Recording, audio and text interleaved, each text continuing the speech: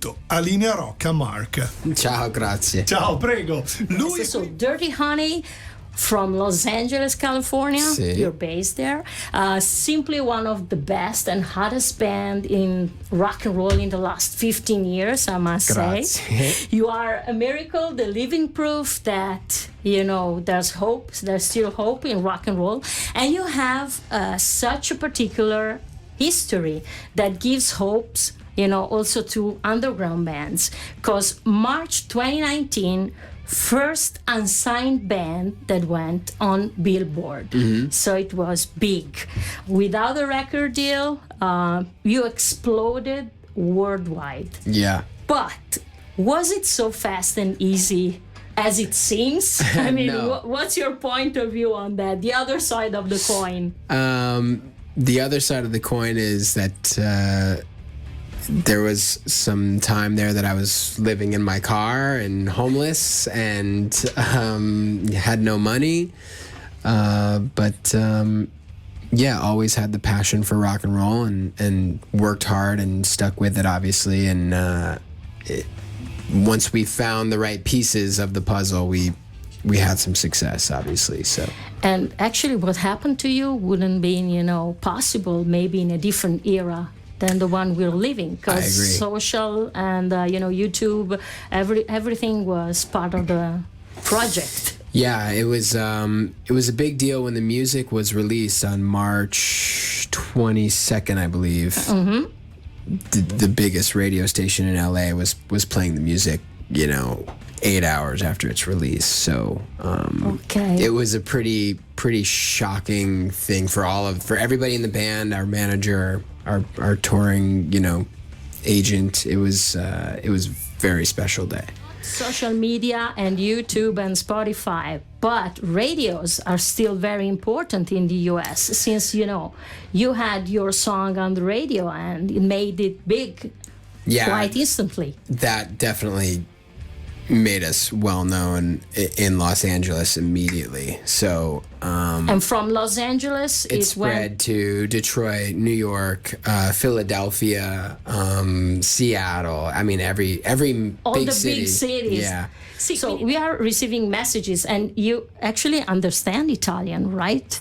You know what? Understanding when people speak. Yeah. Quando le gente italiani mi parlano, non capisce. Tutto. È troppo veloce, sì. Okay.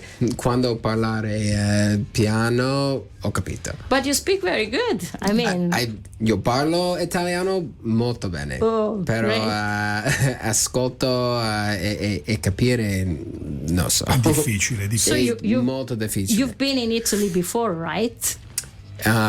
Sì, This is not the first time. Yeah. Ho studiato a Firenze e ogni anno voglio ritornare a italiano per vacanza. Fantastico. So you said that you have an agent, which is the same agent as the Black Rose, or this was the first one, or Our manager, yeah. Okay, your manager, agent, manager. Okay, manager, yeah. Manager.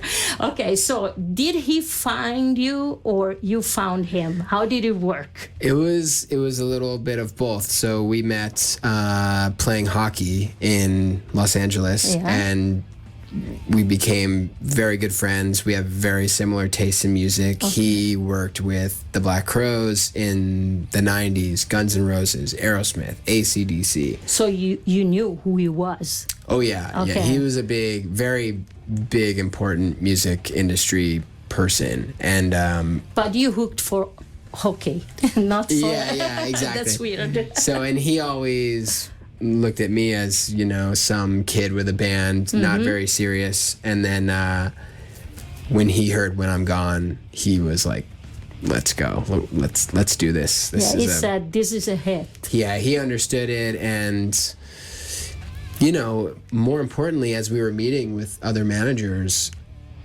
we didn't really like the bands that other managers, you know, were working with currently. And Mark Didia, un italiano, another one, di New Jersey.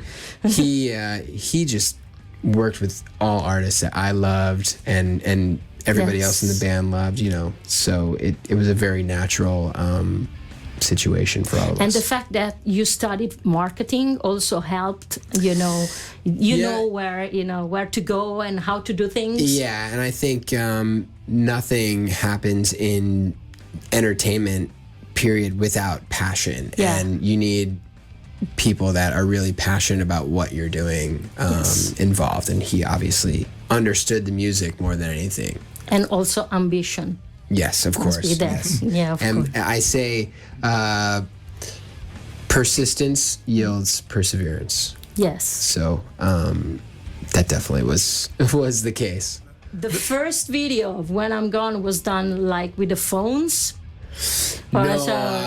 No, with your camera. Ok, Yeah. era fatto con una DSLR. Yeah. Yeah. Okay. You've been compared, you know, to Steven Tyler, mixed to Robert Plant, mixed to Chris Cornell. Are these actually three of your heroes? Let's imagine, you know, a school of rock.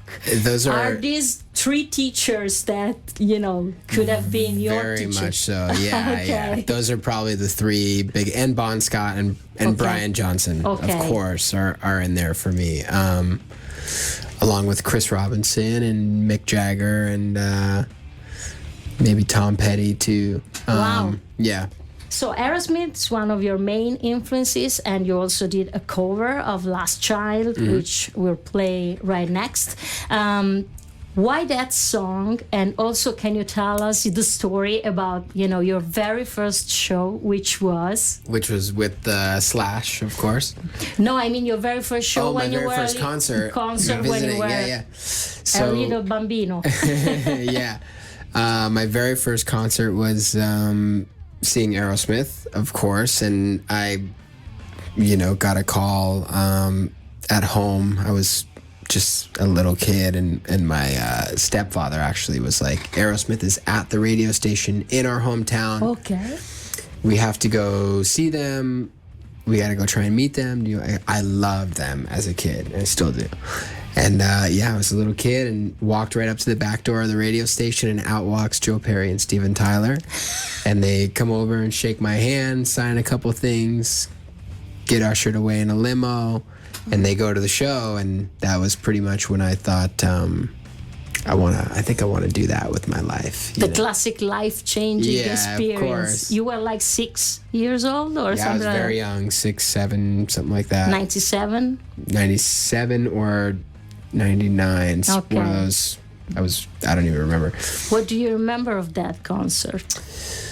I just remember it being awesome, and, you know, it started a whole string of my family going to Aerosmith shows every time they came to town, anywhere near town, whether it was New York City, Buffalo, Saratoga, Albany, we were going. So. Yeah. So you chose Last Child. Why did you pick that song? It was you to pick it, or it was a band decision? It was, so we originally started doing this song on tour. Our first couple of shows, sort of in, you know, the bigger shows that we ever did were with Slash and Miles Kennedy, and we wanted to make sure we left a lasting impression with Slash. You know, he's obviously a hero of all of ours, and we wanted to make sure that he liked us, you know, and so we learned the song from the record that changed his life, you know, Rocks from 1976, and he always loved Last Child, and we found out that was his favorite song from the record, you know, as a young child, and so we started playing it with him, and it worked. Obviously, he you know, took us out a bunch more, and when it came time to record that song, or to record the thing that we recorded with Dave Cobb, who's the producer of Rival Sons, Chris Stapleton, many others. He's a very, very successful producer. We decided to go with that song, but later on, I actually got to sing with Slash for an event with Gibson Guitars in LA, and Same song. We did Last Child, and we did a Whole Lot of Love too. Okay. So that was a pretty cool night for me. So this version of Last Child is close to the original one, but with a character that, especially your voice, which is, yes, closer to Tyler, but you have a personal style which is distinctive, and it's very, very important, especially for a new band. When did you realize that you had such, a gift in your voice? And when you made the transition to be also a great charismatic frontman, which is another step, I think it's not a conscious decision. It's more, transition is a good word. It's an evolution of your style. We would play shows for 4 hours at a bar, playing everything from Aerosmith to Marvin Gaye to Soundgarden to AC/DC, and all those elements wind up being a part of you and your voice especially. And I think I started to notice, several years into those 4-hour shows that my voice was getting better and it was becoming more my own, I was, instead of singing Shook Me All Night Long, for instance, the way Brian Johnson would sing it, it started to become mine. And same with, Last Child and Spoon Man, or, whatever song. And also even the Marvin Gaye songs, you know what I mean? So, it was an evolution, and once you reach that point, when it becomes your own thing, then it just becomes about songs. Are you self-taught? Singing? I mean, or did you take any lesson? No, do you know how to use your voice? Not really. No, that's amazing. I have just a warm-up routine that I do, and that's all I've ever really done. Wow. Yeah.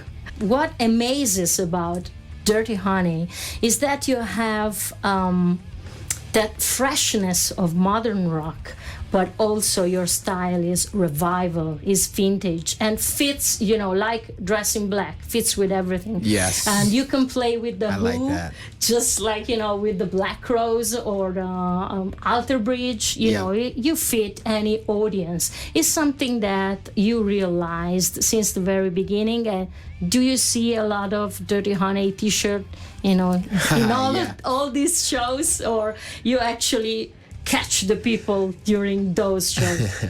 Aspetto per vedere uno in Italia. But we see them everywhere. I mean, the logo is so amazing.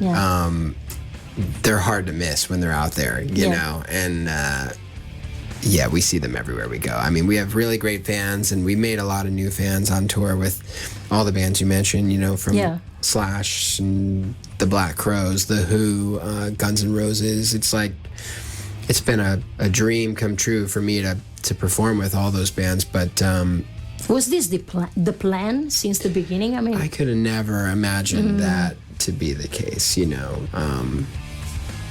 I could have never imagined it. I mean, in the middle of COVID, like I was telling you, we're sitting there I'm sitting there having lunch with Brian Johnson, and he knows who my band is, know, and it's very surreal to have that sort of thing happen. So, no, you couldn't have planned for that. It's just been amazing. Did you reach the level, the point that some of these bands maybe don't want to have Dirty Honey as an opening act because, it's too good at some point? Chris Robinson would keep me humble, all summer. But no, I think there's a genuine excitement about the band, and people, especially people that are secure enough in their careers, like Slash, like the Black Crowes, they're excited to present something that they enjoy themselves to their audience. That's good.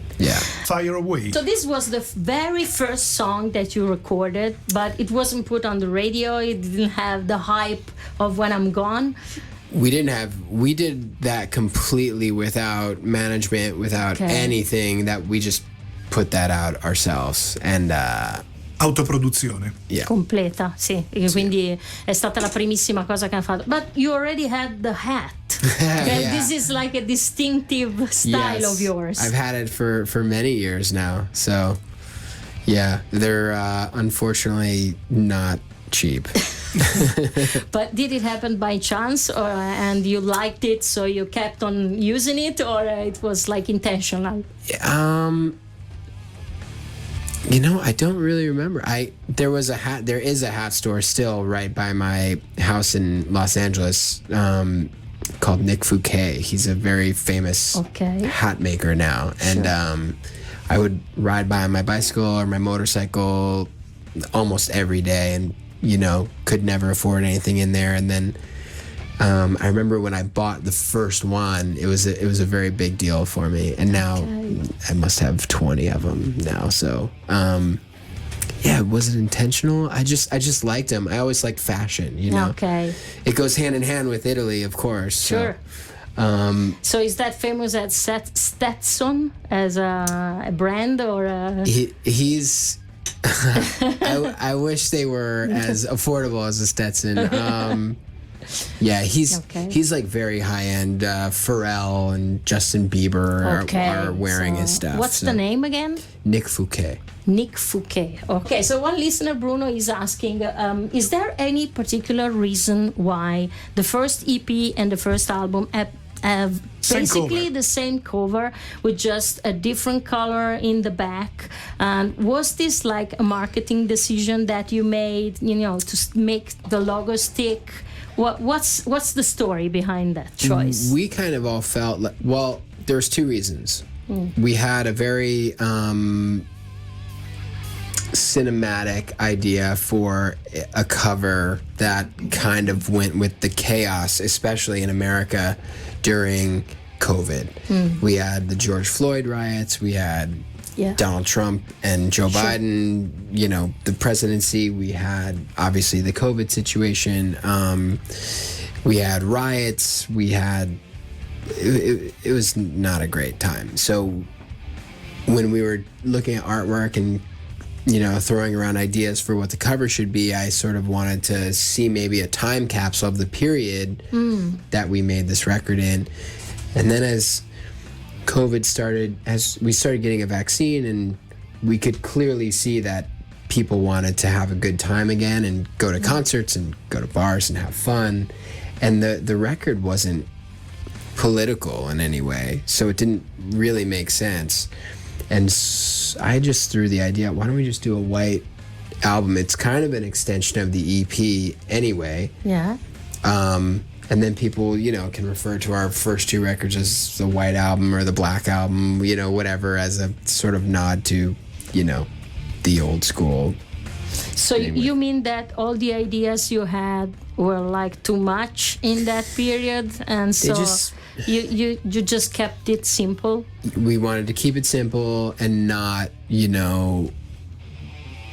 make a point of reference to a horrible year for everybody all over the world, and the lips are just so classic looking that you can't miss, And quindi sempre marketing. Esatto, sempre marketing. As far as also, for the cover, that is the same one.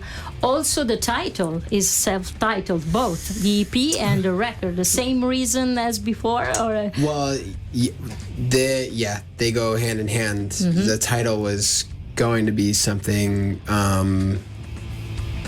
One of the lyrics or the song titles, that came from the new LP. It was maybe Paranoia Season or something from California Dreamin'.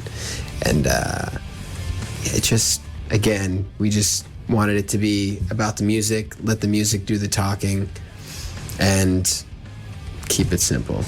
But there's also can be a double-edged sword, because maybe one looks and say I have it already, because it could be the same record with just a different cover. But hopefully they look at the back and there's completely different songs. Okay, so you are self-produced and you sell your records at shows and through your website.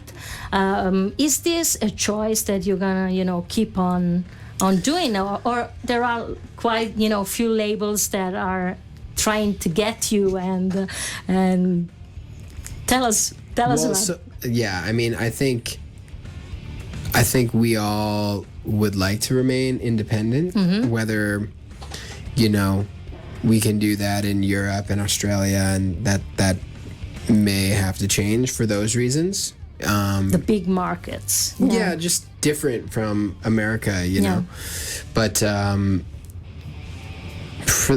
certainly in North America, we don't...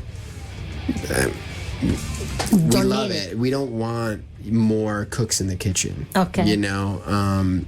And people just making things difficult for us. So we like to say we've been on tour with a lot of bands now, and none of them have said to us, you have to sign with our label. Okay. Okay. That makes sense. So Pietro is asking, I know that he is also a guitar player and that he plays guitar quite good. Does he plan to use the guitar also in Dirty Honey in some song? Oh, interesting. I don't know. I always loved bands that have frontmen. Okay. Led Zeppelin, AC/DC, sure. Aerosmith, the Black Crowes, the Rolling Stones. I don't particularly find bands that have a singer that's also playing all that. For whatever reason. Miles Kennedy does. Miles Kennedy does very well. Yeah, with Alter Bridge, but not with Slash. But not with Slash. Yeah, he does for one song with Slash. But I just think visually it's much more interesting for a concert to have a front man. Okay. And that's what I fell in love with. I love guitars. I have a bunch of guitars. Really nice guitars, bad guitar. I love playing the guitar. But for me, I think at least for now, I would only really use it as a writing tool.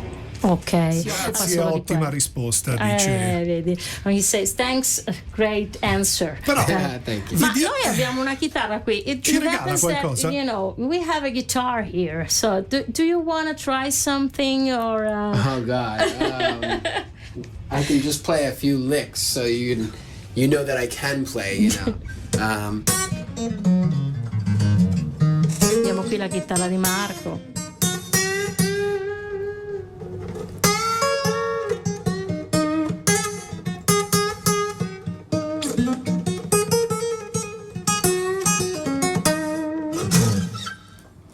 Well, it's okay, Okay. You know how to move your fingers. E magari abbina la voce?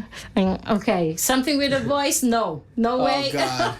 Only one. Marco ci ha provato. Yeah, I could do no, maybe just a phrase or something quick, nothing. Something like. Nothing complex or. Is it in tune? Yes. Sounds like.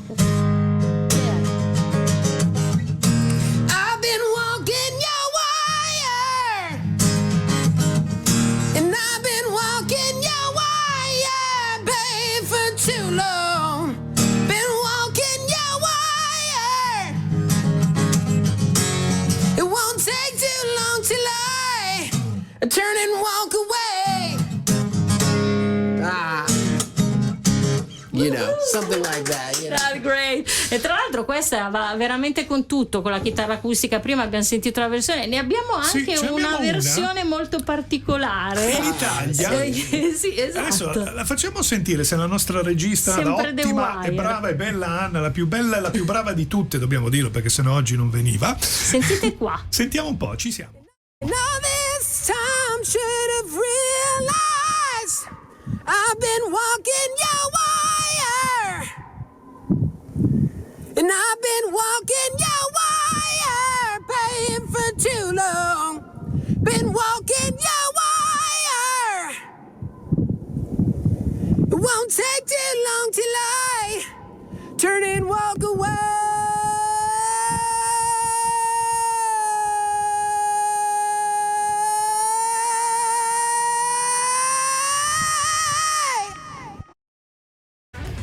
Can you tell us something about this? Dove This was filmed in Italy, and the natural reverb, was it done in Italy, right? It was done in, I think it's called Cadini di Missurina. Is that it? Okay. Vicino di Tre Cime di Lavaredo. Ok. Dolomiti.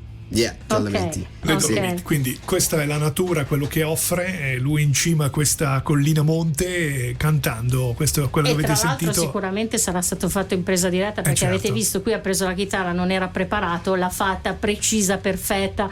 Was that one take? Yeah, that was one time. I went up there and I was listening back to the camera and I was like, oh, that sounds pretty good. Like Let's you get did out of here. Yeah, So- yeah, exactly. Luca dice grandissima voce, complimenti, e con questo mandiamo a quel paese l'autotune, ci scrive qualcun altro. Esatto. Fuck autotune. Ok. Puntata grandissimo artista. Okay, so a lot of compliments for you are coming. Thank you. Okay, so we just saw California Dreaming, which was actually a tough video to make, maybe the longest production in terms of time and Like a that cinema. you've done. Definitely, Yeah, yeah. the doors. Tell us about it. Yeah, it was just a concept of. I saw a picture of an art installation on the beach. Mm-hmm. It's just a door on the beach, nothing else, nothing in front of it, nothing behind it. It was just a door, and I thought it'd be really cool if we have this person walk through the door and winds up somewhere else in California. Okay. And then it was up to our director, Scott, to figure out how to technically do that. And very good friend of mine made the door for me, which was extremely nice. And we spent 3.5 days traveling all over national parks in California and, shitty city like landscapes and everything in between, just filming at different locations. So you were traveling with this door all around? all around 6-7 hour drives here and there between locations. And but we went to Sequoia National Park. We went to Mount Whitney, which is the tallest mountain in the 48 states of America. Yeah. We went to the Mojave Desert, Joshua Tree, downtown Los Angeles, a lot of places. Yeah, it was. Do you have a really team fun. working with you? I mean, it's like, do you have good friends? I was driving. I have very good friends, but Scott directed that video, The Wire, and Rolling Sevens. So, and he's a very good friend of mine. But he's directed videos for Kendrick Lamar, Snoop Dogg, plenty of other artists. So he's got a good eye. Very talented. So Pietro is asking, are you gonna stay in Italy for the next few days? Because he saw that you've been in the Dolomiti, Verona, that you've been traveling around. And if you happen to go to Emilia Romagna, but he doesn't. Sei amante del vino, dice. Non dice la città, però. And you like good wine, he's got a bottle for you. So Perfect. free. Where is Emilia Romagna? Dove in Emilia No, lui Romagna? lo produce in Emilia Romagna, però Pietro penso che sia qua, magari le bottiglie le ha già qui. Quindi non so quanto rimane. He produces wine in Emilia Romagna, but maybe he's in Milan. So we ask Pietro, where are you, Pietro? Dove sei, Pietro? Faccelo sapere che magari diamo la dritta a Mark per i prossimi. Are you going to stay a few more days in Italy? I would stay for the rest of the month if I could, but I have about 11 more days on the trip. So. Ok, not bad. Ieri ti sei perso un'occasione perché tu stavi provando con le tue ragazze con le mie tributo pussy di sì, esatto. Lui ti ha chiamato per dire voglio venire a suonare, a cantare una canzone con voi, ma noi stavamo te suonando il tuo telefono e non lo nel vedi bordello mai. non l'abbiamo sentito e quindi Ti sei persa abbiamo la chance. perso questa occasione. Però già il fatto che ci abbia pensato, poi gli AC/DC sono tra i suoi gruppi preferiti, ha citato Bon Scott e Brian Johnson tra le sue influenze, quindi sarebbe stato fantastico. Next next time with our band. Next time yes. we plan it. so I'll keep an eye on my phone during the rehearsal next time. Absolutely. Okay. Torniamo alla musica dal vivo. Corey Coverstone alla batteria, è giusto presentare un po' il resto della band. John Notto alla chitarra, Justin Smolian al basso e naturalmente Marc LaBelle alla voce. Il bassista mancino. Questa è la line-up dei Dirty Honey, questa era appunto Heartbreaker che suonano live, questa è una versione live. So there are a lot of songs with the Heartbreaker title: Rolling Stones, Grand Funk Railroad, Led Zeppelin, and now the Dirty Honey. Who's the Heartbreaker behind your song? There's a lot of them, unfortunately, for me. Oh, really? Too many. Yeah. Okay. Yeah. Being a there was one when I lived in Italy, you know. Oh, two, an Italian one. Okay. When we hear your songs, sounds like a band effort, you know, that you work as a band. But I'm sure there's a driving force in it. How do you compose the songs? Actually, you go into your rehearsal room and you work as a band, or ideas, you know, come from each and every one of you, or some? It's completely different every single song. Okay. It totally depends. Like, for instance, Another Last Time was just me with the acoustic in my room during COVID, and I just had and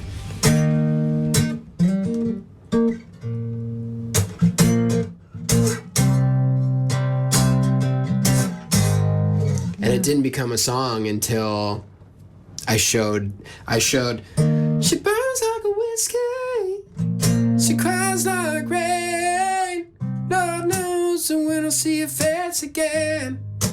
And then you show it to the band and they add some rock and roll to it and some more soul. And you know, once everybody starts playing and introducing their own ideas on their instrument, it becomes a Dirty Honey song. Sure. And whether I come in with the riff or the melody, or John does, or Justin does, or Corey, whatever, it doesn't really matter. It's the fact that 4 unique musicians are playing on something together and have, you know, an idea of what obviously our sound is. Yeah. So that makes it, you know, a Dirty Honey song, for sure. Il bello della diretta, le cose migliori che vengono fuori così. Ringraziamo ancora Claudio Trotta, che è stata la nostra connection. Ma soprattutto la regia di Spielberg. E la regia di Spielberg che ha rinunciato alle sue vacanze per stare qua con noi, far partire il tutto. Ne valsa la pena, dai. So you told us that the songs become Dirty Honey when you are all together. But who's the dirty element in the band, and who's the honey? Who puts the honey and who puts the dirt in it? Oh, God. That's a good question. Well, I would definitely say the dirty one is John, the guitar player, for sure. If there's a party, he's going to be at it. And if there's not a party, he's going to make a party. Okay. I'm kind of with him on that, but I'm also, you know, the sweet, sensitive, whatever type as well. But I also very much like to get down and dirty when we have a night off. I'll be right there with him. Okay. Justin he's also very dirty. He doesn't shower, but he only smokes weed. That's a joke. He showers. But yeah, he smokes a lot of weed. And Corey's definitely a very sensitive, thoughtful, soulful person as well. So, okay. Yeah. But the honey is the singer? The honey is the singer and the drummer, I think. Okay, both. Yeah. Okay. Yeah. How did you guys meet? Because you have a vision which is absolutely, you know, together.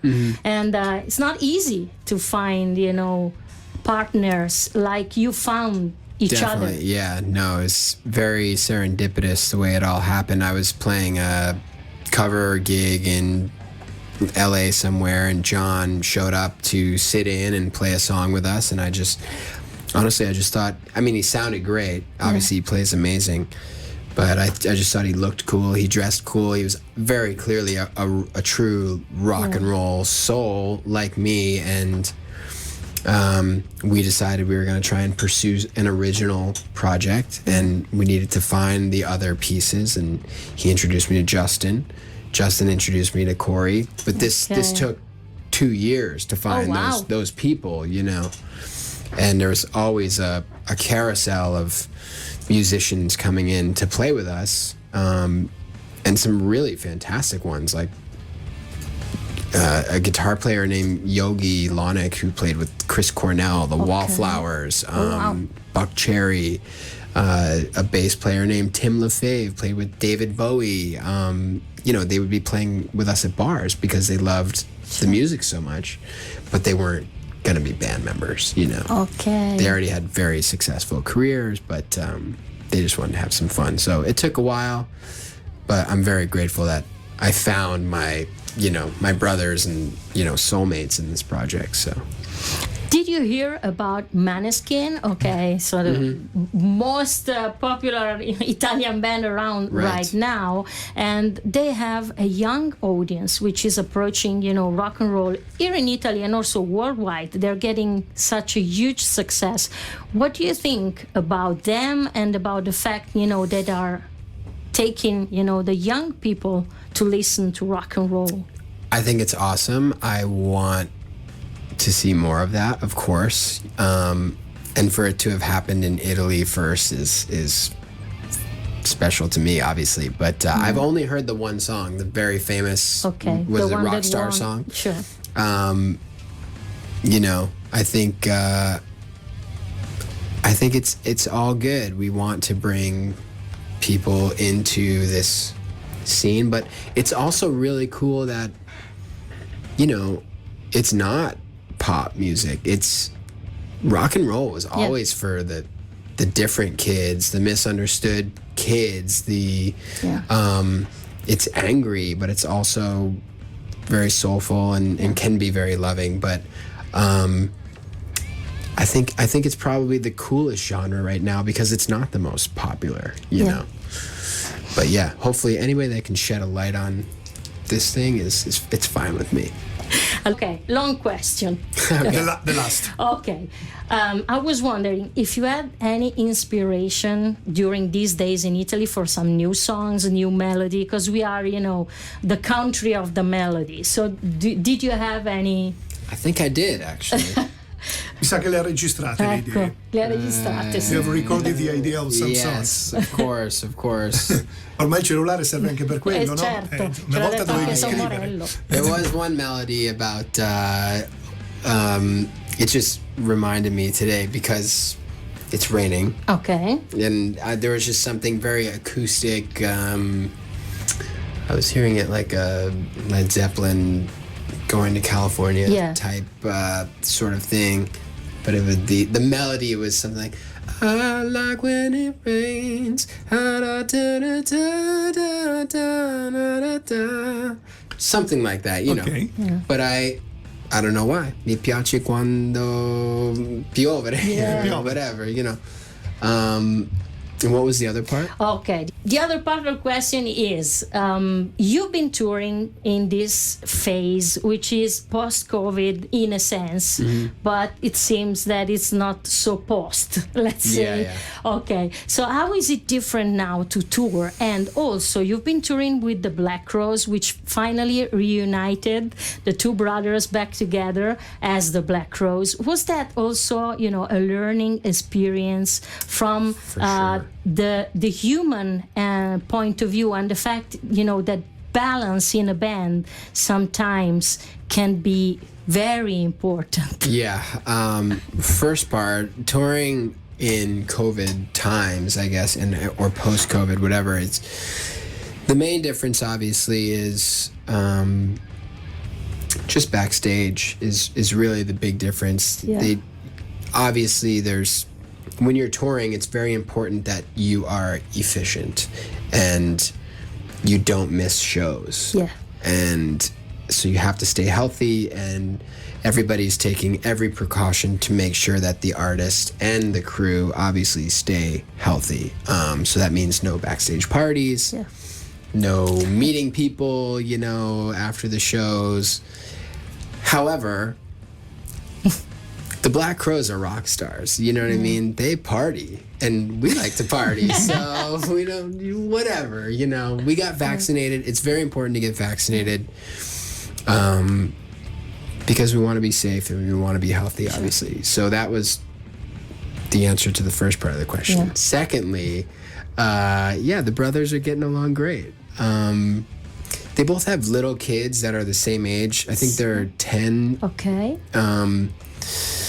So both Chris and Rich have, one as a son, one as a daughter. They're the same age, and they're getting older, and they want to know their families, I think. And I think that was a big part of them reuniting and, you know, seeing these two children that are basically best friends at these shows. It was really cute, but you're kind of like, it would have been sad for them not to know each other because their parents were fighting.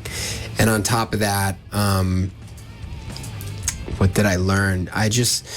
When you tour with artists like Slash, like The Who, like the Black Crowes, like Guns N' Roses, you find that all of them are still doing it for the right reason, which is that they love the music, they love performing, and they're great every night because of it. And Chris was amazing, and Rich was amazing every single night. They brought it, 100%. Yeah. So That's good. It's something I want to take with me, forever. That's a great lesson. Of course, the tour question. A lot of people is asking when Dirty Honey are coming to Europe and to Italy. Is Italy in the map? And are you coming with Joyous Wolf? Which is because in America you play young, together. Yeah, a young band. L'estate e summer, sì? Yeah. Sì. Io penso l'estate di 22. E facciamo concerti con gruppi più grandi di Joyous Wolf. Okay. Però amo Festival. Joyous Wolf. È un Sono giovani anche loro. fantastico gruppo, però I don't know. I would like to do that. That'd be cool. Yeah. They're a great band. So you're definitely coming. It's in the plan. It's for sure in the plans. For It's been sure. far too long, and I promise we will play Milano. Absolutely. Ok, great. Allora ce l'ha promesso, verranno a Milano, quindi inizio estate, festival con i gruppi grossi. Puntata speciale arrivata alla fine. Ringraziamo ancora Claudio Trotta che ci ha Grandissimo dato Claudio. l'input. Thank you very much, Grazie, Mark. Claudio. Thank you very much for being here, Mark. No problem. See you the next time when you play live here. We Okay? will absolutely come back. We'll bring the whole band next time. Yeah, would be perfect. Yes. Thank you so much, Mark. Thank you. It's been Grazie a a pleasure. te. We are number one Dirty Honey fans in Italy. Grazie. Grazie a Barbara, alla nostra Anna in regia. Ciao a tutti, domani. Ci vediamo domani. In Esatto. chiusura il mio Mi pezzo dispiace, preferito. Anna. È andata a prendergli il caffè, quindi ha dovuto spostarsi dalla regia. Dirty Honey con Down the Road. Ciao. Buonanotte. Ciao. Ciao. Ciao.